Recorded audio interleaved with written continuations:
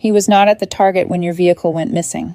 My stomach tightened. Then where was he? He says he gave the car to Ms. Chen. A cold, sinking feeling swept through me.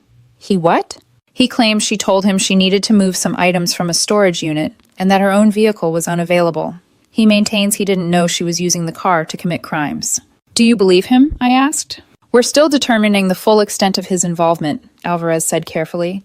At minimum, he is guilty of filing a false police report. More charges may follow, depending on what we uncover. I pressed a hand to my forehead. And Mia? He exhaled. We executed a search warrant on her property this morning. Found additional stolen items in her garage, electronics, jewelry, and packaging materials that match the inventory recovered from your vehicle. So she's guilty. There is strong evidence pointing that direction, yes. A pause. Ms. Hollis, do you have any knowledge of contact between Mr. Kincaid and Ms. Chen in the past several weeks or months?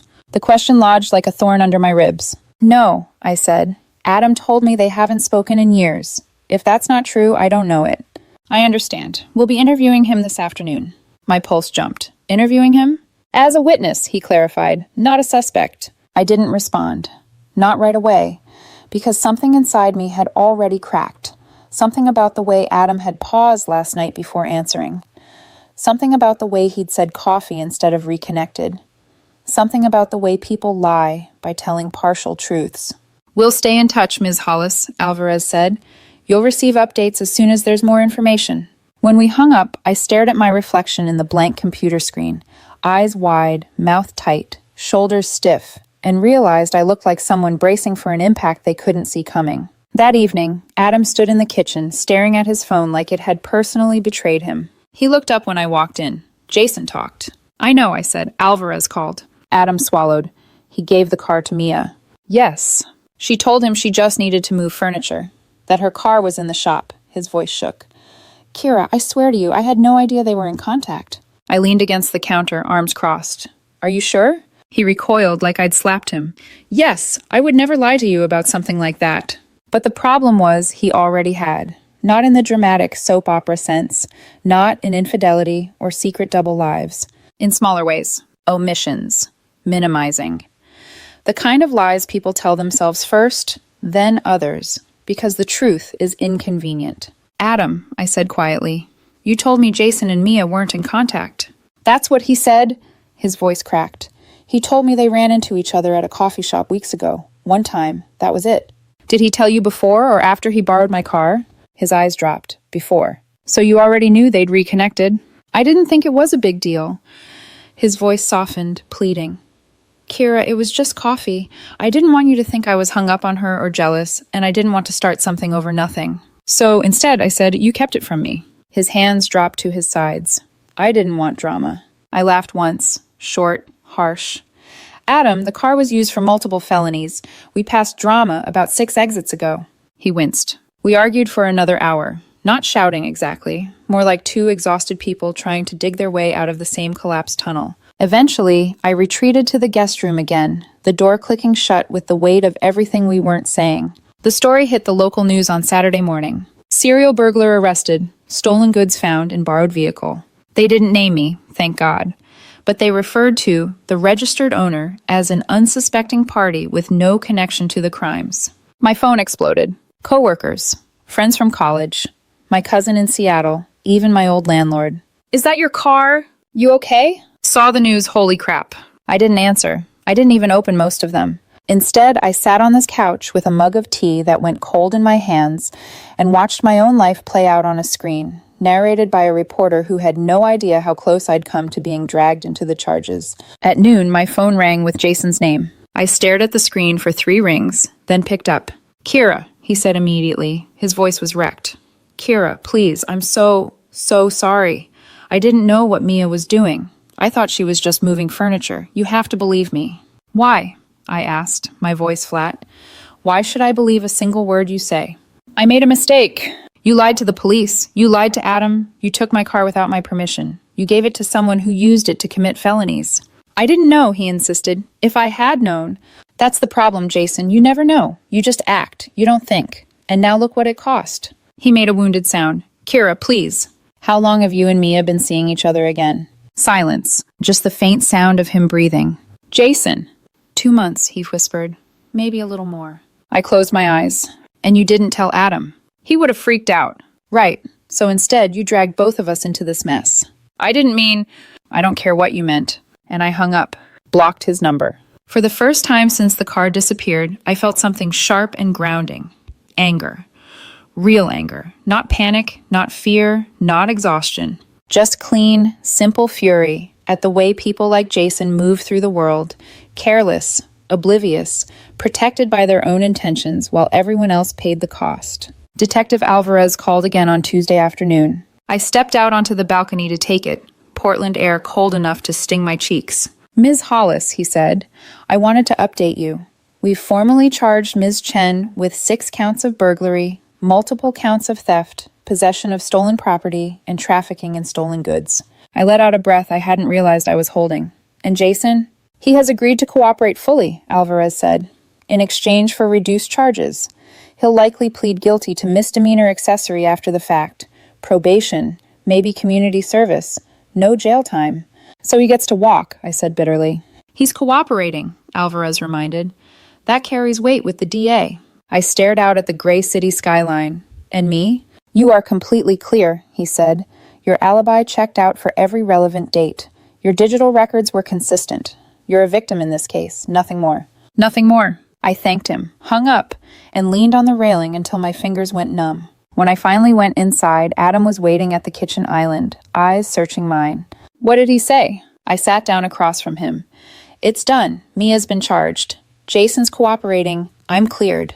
His shoulders sagged in relief, thank God. But I didn't feel relief. I felt empty. I think we need to talk, I said softly. Adam's breath stuttered. Kira. We can't keep doing this, I said. This kind of disaster doesn't come out of nowhere. It comes from patterns. And your patterns, my voice broke. Your patterns put me in danger. It was a mistake, he whispered. A horrible mistake. One you've made before. I looked at him carefully. You always assume things will probably be fine. That people are good. That consequences are for later. And every time I'm the one who ends up carrying the fallout. He closed his eyes like the words physically hurt him.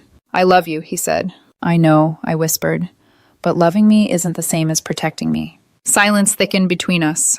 I don't think we can fix this, I said finally. He bowed his head, shoulders shaking once, barely, but enough. Okay, he said, voice raw. If that's what you need. It wasn't what I needed. It was what I couldn't avoid anymore. Maybe someday we'll look back on this and understand it better, I said. But right now, the trust is broken. He nodded without looking up. We didn't fight. We just ended. Quietly, tragically, inevitably. And that night, when I returned to the guest room, I realized the bed didn't feel too firm anymore. It felt like the first safe place I'd been in days. Adam moved out on a Wednesday. Not with shouting or slammed doors or accusations flung like knives. No betrayal revelations or cinematic heartbreak.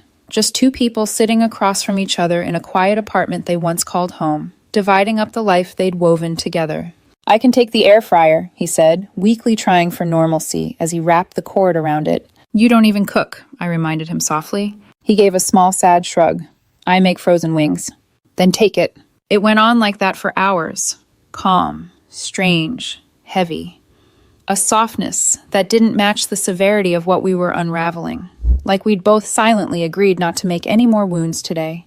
He packed his clothes, his monitor, his games, the coffee grinder he loved but never cleaned.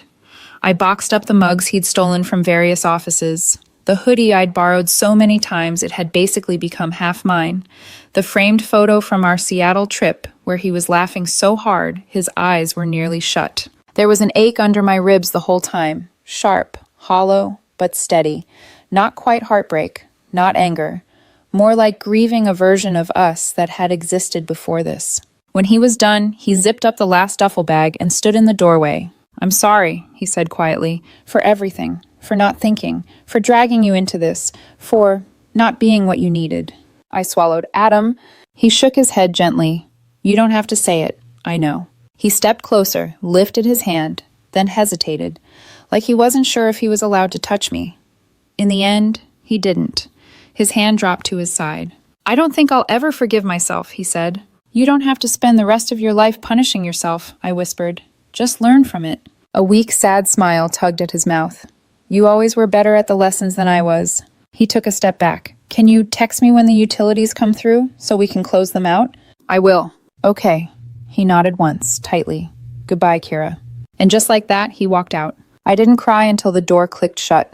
Not loud, dramatic sobbing, just silent tears slipping down my face in the dim hallway, like something inside me was finally making space for the emptiness he'd left behind. 3 weeks later, I received an email from Detective Alvarez. Subject: Case Update. People v. Chen. I clicked it open with a pulse of dread. Mia Chen has accepted a plea deal. 3 years, state incarceration.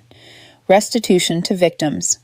Seized property, forfeited as evidence. Jason Reed has pled guilty to misdemeanor accessory after the fact, sentenced to 2 years probation and 200 hours of community service. I stared at the screen long after finishing, letting the words settle like dust. There was no vindication, no satisfaction, just a quiet finality, the way a book snaps shut.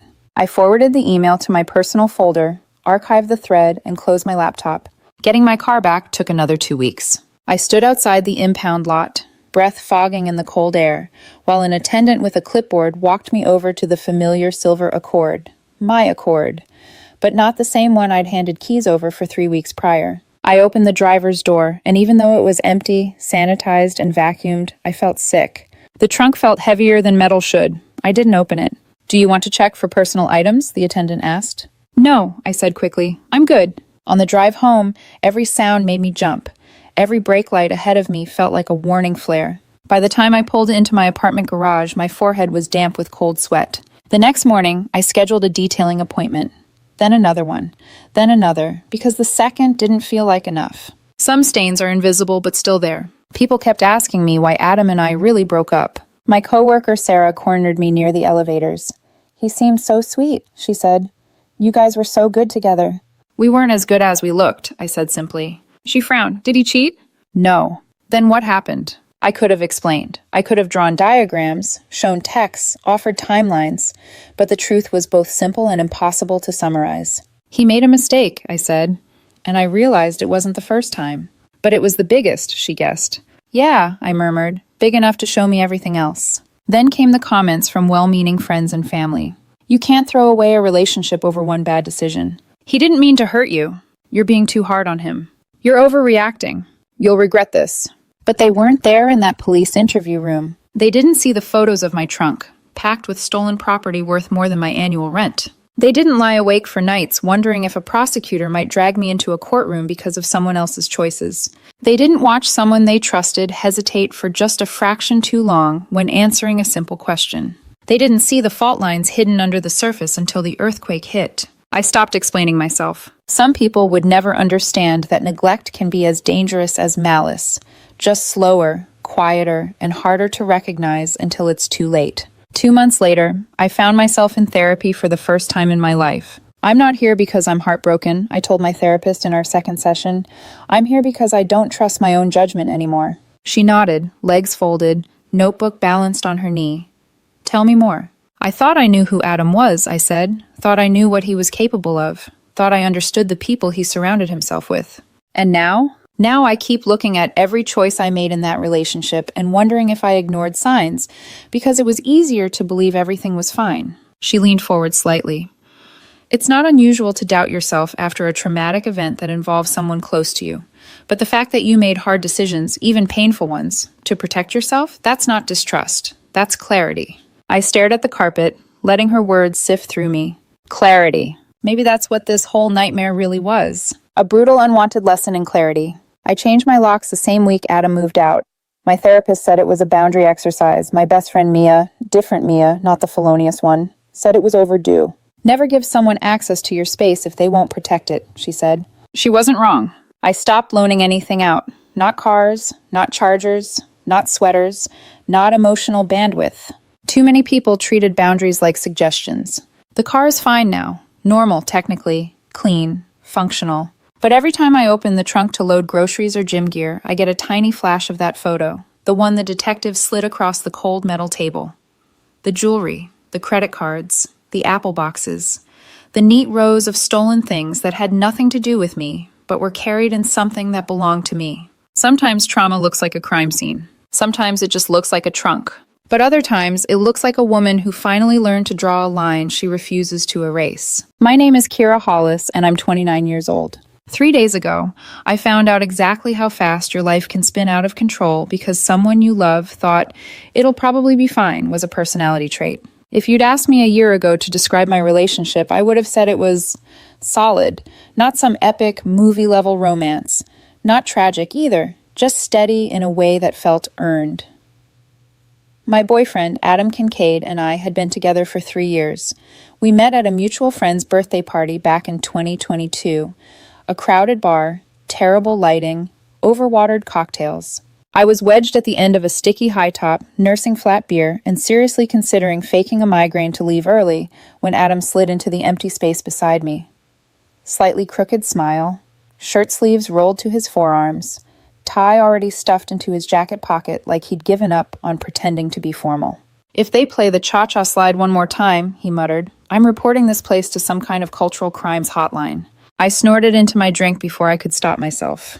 We started talking about the DJ, about terrible action movies, about our shared love of Thai food, spreadsheets, and complaining about tech deadlines. He was charming, quick, and easy to talk to. By the end of the night, he'd walk me to my car and ask for my number with this almost shy confidence. We moved in together after about 18 months. I had my routines: meal prep on Sundays, laundry on Thursdays, dishwasher scheduled to run at 12:01 a.m. when the power rates dropped. He had his late-night gaming with friends, half-finished cups of coffee on every horizontal surface, big grand plans he didn't always follow through on. It balanced mostly, or at least I thought it did. Last Tuesday, my entire illusion of solid started to crack during a sprint planning meeting. I was in a glass-walled conference room on the 7th floor, one eye on the task board, the other on my laptop screen. My team lead was droning about story points when my phone buzzed on the table. Adam. "Hey babe, quick thing. I lent your Accord to Jason. His car's in the shop and he needed to run a few errands. Hope that's okay." My heart did this weird stumble. Jason Reed was Adam's friend from college. Funny, loud, always just a little bit too much. I'd met him maybe half a dozen times at barbecues and game nights. He seemed nice enough, if a bit reckless. The kind of guy who would jump off a roof into a pool before checking the depth. I stared at the text, all the air seeming to thin out around me. My Accord wasn't anything fancy. A 2019 silver Honda with cloth seats and a slightly annoying rattle in the passenger door. But it was mine. I'd saved for the down payment, paid it off early, kept it immaculate. I had a spreadsheet called car maintenance, because of course I did. I typed back under the conference table, jaw tight. Would have appreciated a heads up first. When's he bringing it back? 3 dots appeared, disappeared, appeared again. Adam. He said just for the afternoon. I figured it was fine. You're at the office all day anyway. I'll make it up to you, promise. I stared at those words, I figured it was fine, and felt something low-level and unpleasant spark in my chest. Across the table, my coworker Phillips was explaining why we needed to push a feature to the next sprint.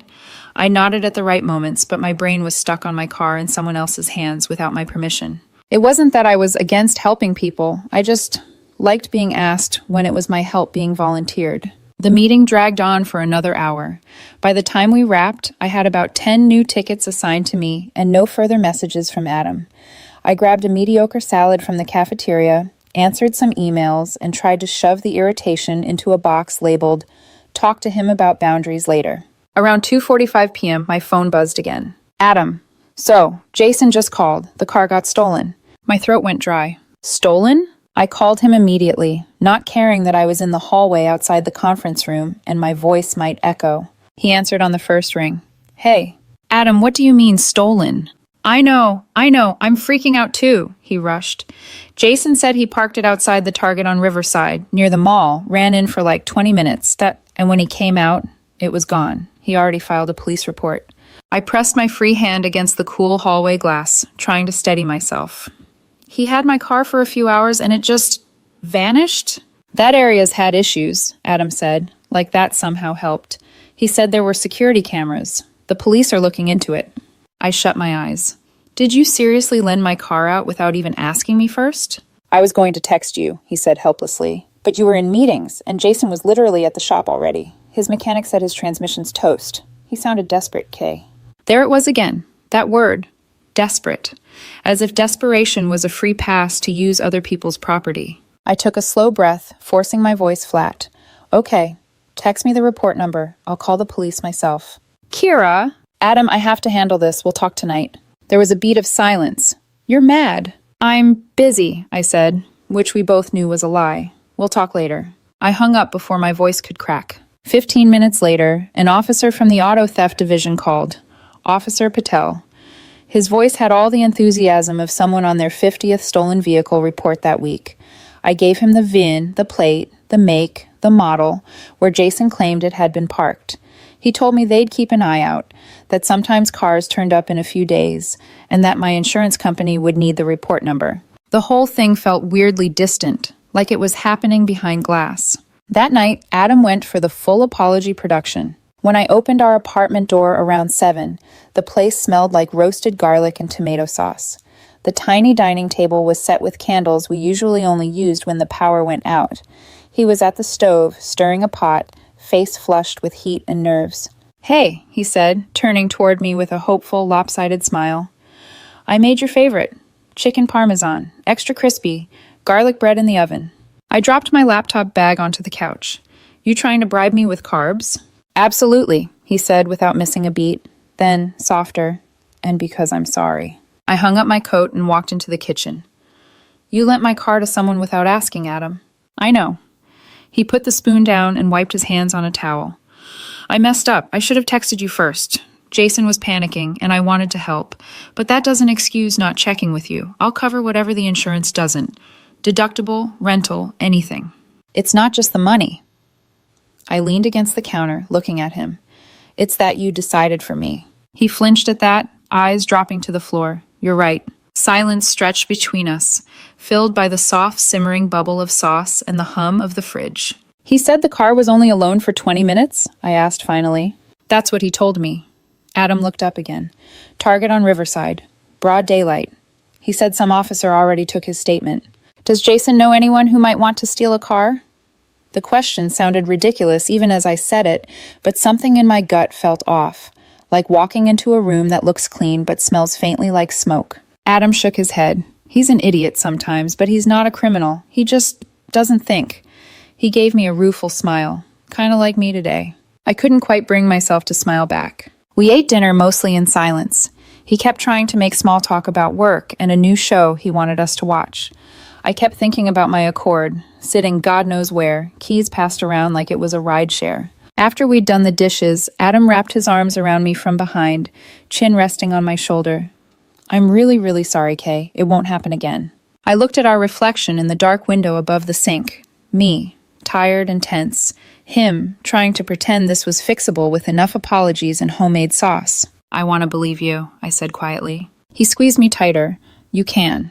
The problem was, I wasn't sure that was true anymore. Not entirely. 2 days later, on Thursday afternoon, around 3:00 p.m., my phone rang while I was at my desk, halfway through debugging a piece of code that refused to cooperate. Unknown number, local area code. Hello, this is Kira. Ms. Hollis, this is Detective Alejandro Alvarez with the Auto Theft Division, a man's voice said. Firm, professional. We've located your vehicle. Relief hit me so fast it almost made me dizzy. I stood up from my chair, heart racing. You found it? Is it okay? It's currently parked on a residential street in the Oakwood neighborhood, he said. Outside 1529 Willow Lane. Does that address mean anything to you? Willow Lane? I repeated, frowning. No, I don't think so. Should it? There was a brief pause on the line, the kind that makes your skin prickle. The homeowner is a Mia Chen, he said. Does that name ring a bell? My hand tightened around the phone until my knuckles went white. Mia Chen, Adam's ex-girlfriend. The woman he'd dated for 2 years before we ever met. The one he'd supposedly blocked, deleted, and moved on from long before I came into the picture. Yeah, I said slowly, my mouth suddenly dry. I know who that is. Ms. Hollis, Detective Alvarez said, we're going to need you to come down to the station this afternoon. There's a complication with your vehicle that we need to discuss in person. My stomach dropped. What kind of complication? I asked. It'll be easier to go over everything face to face, he replied. Can you be here within the hour? I looked at my half-finished code, my open Slack messages, the innocuous little ceramic plant on my desk that suddenly felt like part of another life entirely. "Yeah," I said, "I'll be there." And for the first time since this started, I understood that my car being stolen was only the beginning. The police station smelled like burnt coffee and disinfectant. I signed in at the front desk, clipped visitor badge swinging against my chest, and followed a uniformed officer down a hallway lined with faded Crime Stoppers posters. Everything felt too bright, like the overhead lights had been turned up one notch higher than necessary. Detective Alvarez was waiting in a small interview room, rectangular table bolted to the floor, 2 plastic chairs, one-way mirror. He was in his late 30s maybe, dark hair, dark eyes, dress shirt rolled at the sleeves. He stood when I walked in and offered his hand. "Ms. Hollis, I'm Detective Alvarez. Thanks for coming in." I shook his hand, noting the firm, dry grip. "You said you found my car." "We did." He gestured to the chair across from his. "Please, have a seat." I sat, folding my hands together on the table so he wouldn't see them tremble. He didn't waste time. "As I mentioned on the phone, your vehicle was located in the Oakwood neighborhood, parked on a public street outside the residence of a Ms. Mia Chen." Hearing her name in his calm, official tone made it feel like we were talking about a stranger, not the woman I'd heard about in half-finished stories and late-night confessions. He slid a sheet of paper from a manila folder and turned it toward me, a printed photo. There was my car, my silver Accord, parked neatly at the curb, like it belonged there. The picture had that washed-out quality security stills always seem to have, but it was unmistakable. "We confirmed the plates and VIN," he said. "No visible damage exterior-wise. However," he pulled another photo out and placed it in front of me, the inside of my trunk lit by a harsh flash. For a second, my brain refused to process what I was seeing. Then the details clicked into place one by one. Opened cardboard boxes with shipping labels, a MacBook Pro still in its packaging, 2 iPads with Apple stickers, velvet jewelry cases spilling sparkles, a designer handbag with the logo front and center, a thick stack of credit cards bound together with a rubber band. Nothing of mine. Nothing that should have been there. I swallowed, my throat suddenly dry. "What? What is all that?" "Stolen property," he said simply. "These items match descriptions from at least 6 theft reports filed over the past 3 weeks. Residential burglaries in the West Hills, package thefts from apartment complexes, and a smash and grab at an electronics store on 82nd. I stared at the photo until the shapes started to blur. "In my trunk." "In your trunk," he confirmed. "Which is why we need to be very clear on your timeline and movements over the last few weeks." He pulled out a notepad. "So," he continued, voice even, "you reported your car stolen 2 days ago. Your boyfriend's friend, Jason Reed, had borrowed it to run errands and claimed it was taken from the Target on Riverside. That's still your understanding of events?" "Yes." I heard how thin my voice sounded and forced it steady. "He had the car for a few hours on Tuesday. I was at work all day. I haven't used the trunk in, I don't know, at least a week before that. Maybe 2. I keep my gym bag in the back seat. I don't haul much around." "And before that?" he asked. "Any reason someone else would have access to your vehicle or keys? Anyone who might have driven it besides you?" "Adam drives it sometimes," I said. "My boyfriend. But that's it. We don't loan it out." I let out a humorless breath. Or we didn't. Until this. He jotted that down. "We'll need to verify your whereabouts for the dates and times of the thefts," he went on. "Do you typically work from home or on-site?" "Hybrid," I said. 2, sometimes 3 days a week I'm at the office. Everything's logged. Badges, VPN, commits, timesheets. Tuesdays and Thursdays I was definitely here. I tapped the table. "At work." He nodded, like that matched something he already had. "And Ms. Chen?" he asked. "What is your relationship to her?" I forced myself not to look away. "She's my boyfriend's ex-girlfriend. They dated for a couple years in college. I've never met her in person, just heard stories." "Are you aware of any recent contact between them?" My chest tightened. It was the question I'd already asked Adam in my head a dozen times. "Not that he's told me," I said slowly. "As far as I know, they haven't spoken in years." He watched me for a moment like he was weighing the words, not just hearing them. "All right. We'll be interviewing Mr. Kincaid and Mr. Reed as well." He closed the folder. "For now, your vehicle is being held as evidence. Once the case progresses, we can discuss releasing it back to you, but I can't give you a specific timeline yet." I nodded numbly. "So I just don't have a car." I'm afraid not, he said, and there was a flicker of something human in his eyes, like he'd seen this scenario play out too many times. You can give this to your insurance. He slid a card and a case number across the table. Am I hesitated. Do you think I'm involved? If I thought you were involved, Ms. Hollis, he said evenly, this conversation would look very different. Right now, you're a potential victim whose property has been used in the commission of multiple crimes. Our job is to verify your account and build a clear timeline. Victim. The word felt wrong. Victims were other people, blurry figures on the news. He stood.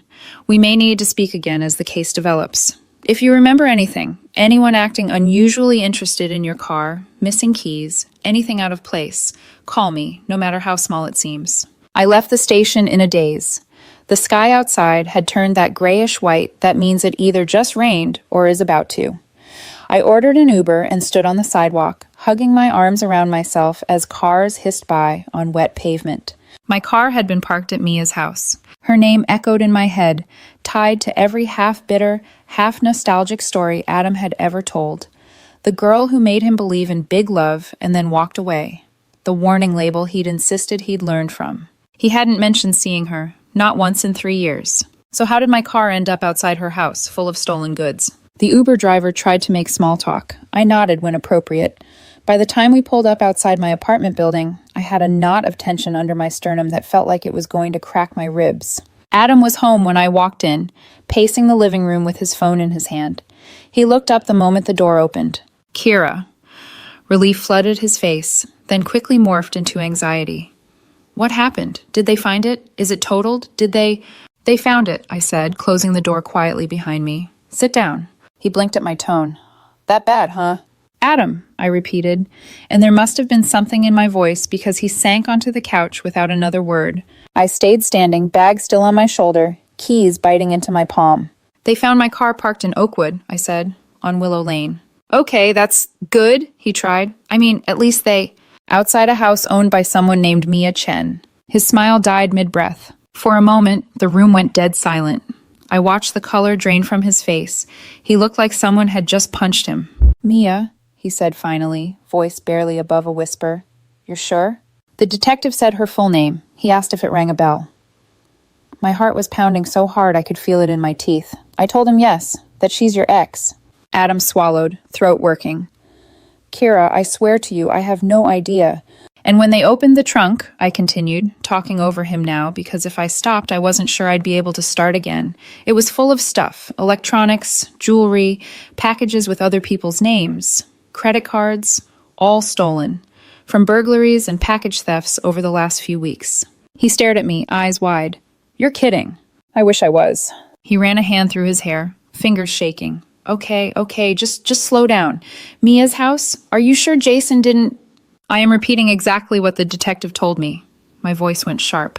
My car was used to commit crimes. It was then parked outside your ex-girlfriend's house, and no one can tell me why. He shot to his feet, like sitting still was suddenly impossible. I haven't talked to Mia in years. You know that. I blocked her ages. Do I? I asked quietly. He stopped. The question hung between us like a third person. Of course you do, he said, but the words didn't have the same easy confidence they usually did. Kira, come on. You think I would hide something like that from you? I think, I said slowly, that my car is at her house, and I don't believe in coincidences that big. He swore under his breath and started pacing again. Jason, it has to be Jason. Maybe he knows someone who knows her, or... I cut in. Does Jason know Mia? He froze. It was less than a second, just a flicker, but I saw it. The way his shoulders tensed, the way his eyes dropped to the floor before he caught himself. Adam, I said, my stomach dropping. Answer the question. He closed his eyes briefly, like bracing for impact. They went out a few times, years ago, after Mia and I broke up. It wasn't serious. Did you think that was something I didn't need to know? My voice sharpened, disbelief and anger twining together. I didn't think it mattered, he said quickly. It was before you, Kay. It was nothing. We all ran in the same circles back then. Does Jason know where she lives? I don't know, he said. Maybe. Probably. I'm not exactly on her Christmas card list. I stared at him, heartbeat thudding in my ears. So let me get this straight. You lent my car to your friend without asking me. That friend has, at minimum, a history with your ex. And now my car has been used for multiple crimes and abandoned outside her house. And you don't think any of that is relevant? His jaw clenched. I didn't know he was seeing her. I mean, I heard he ran into her a while back, but Jason said it was nothing, just coffee. I didn't want to make it a big thing.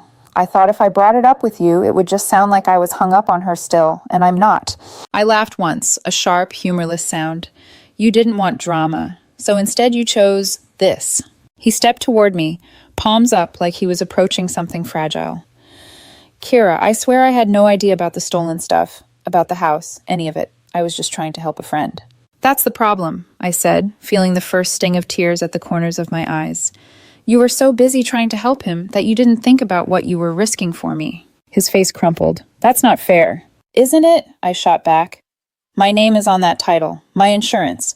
I'm the one they pulled into an interview room today, Adam. I'm the one whose trunk is on a crime scene photo. Not Jason. Not Mia. Me. He reached for me, and I stepped back. Something flickered across his expression then. Hurt. Fear. Maybe shame. What did the detective say? About you? That I'm a potential victim, I said bitterly. They're going to check my alibis, my logins, my work records. They'll call you. Jason.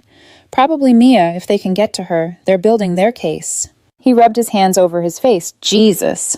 We argued for another hour, circling the same points until the words started to blur. He kept coming back to the same refrain. I didn't know. I didn't think. I was just trying to help. And that was exactly the part that scared me the most. Because you don't have to mean harm to cause it. By the time the apartment went quiet, my head was pounding. I grabbed a pillow and blanket from the hall closet. Where are you going? Adam asked, voice hoarse. The guest room, I said. For how long? I don't know. I closed the door on his answer. Lying in the too-firm guest bed, staring at the ceiling fan spinning lazy circles, I replayed the day over and over. The photos on the table, Mia's name, the hesitation in Adam's eyes. My life felt like a Jenga tower. Someone had yanked a critical block from, everything still technically standing, but one good jolt away from collapse. Somewhere in the apartment I heard Adam moving around. Cabinet doors opening and closing, the soft click of the bathroom light, a muffled curse. I used to find those domestic sounds comforting. Tonight, they just made me feel like there was a stranger in my home who happened to know where I kept the coffee filters. I tried to sleep. I failed. At some point, in the thin, quiet hours between midnight and morning, I realized that whatever the police found next, my relationship had already crossed a line it couldn't uncross. Not because of Mia, not because of Jason. Because when the fire started, the person holding the matches didn't even bother to check if I was standing in the same room. I didn't hear from Detective Alvarez the next morning. But I did hear from Adam. He knocked on the guest room door at 7:14 a.m., like he'd been staring at the clock, waiting for a socially acceptable time to try again. Kira? His voice was tentative, thick with that groggy, apologetic tone people get after crying or not sleeping, or both. Can we talk before work? I stared at the ceiling for a long second, then swung my legs over the edge of the bed and opened the door. He looked rough, eyes red, hair sticking up on one side, still in his t-shirt and sweats from the night before. He took one look at me, and his face softened the way it always did in moments like these. When he was scared, he'd actually lose me. I'm sorry, he said, before I could even speak.